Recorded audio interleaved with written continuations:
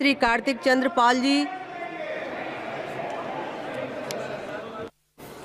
নমস্কার মহাশয়া, 2008 সালে প্রয়াত কেন্দ্রীয় মন্ত্রী প্রিয়ঞ্জন দাসমুন্সী এই জেলায় সাংসদ থাকাকালীন এখানে এইমস হাসপাতালের অনুমোদন হয়েছিল।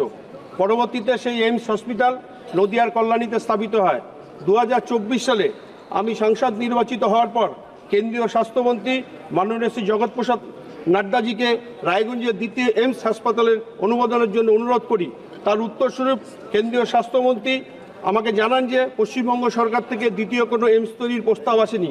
পরবর্তীতে আমি পশ্চিমবঙ্গের সম্মানীয় মুখ্যমন্ত্রীর কাছে অনুরোধ করি রায়গঞ্জের জন্য দ্বিতীয় এইমস হসপিটালের একটা আবেদন করার জন্য, এবং তার সাথে আমি আপনার কাছে অনুরোধ করছি ম্যাডাম যে রায়গঞ্জে এইমস হসপিটাল হলে শুধু রায়গঞ্জ নয়, গত উত্তরবঙ্গ যেমন উপকৃত হবে, পার্শ্ববর্তী রাজ্য বিহার, ঝাড়খণ্ড, আসামের মানুষও উপকৃত হবে এবং সুচিকিৎসার সুযোগ পাবে। এখানে এর সাথে কর্মসংস্থান এবং এলাকার অর্থনৈতিক উন্নয়ন হবে। মহাশয় আপনার কাছে আমার অনুরোধ, আপনার মাধ্যমে ভারতবর্ষের যশস্বী প্রধানমন্ত্রীজি এবং কেন্দ্রীয় স্বাস্থ্যমন্ত্রীকে অনুরোধ আমার উত্তরবঙ্গের সাথে রায়গঞ্জ লোকসভায় এইমস স্থাপনের জন্য। নমস্কার ম্যাডাম।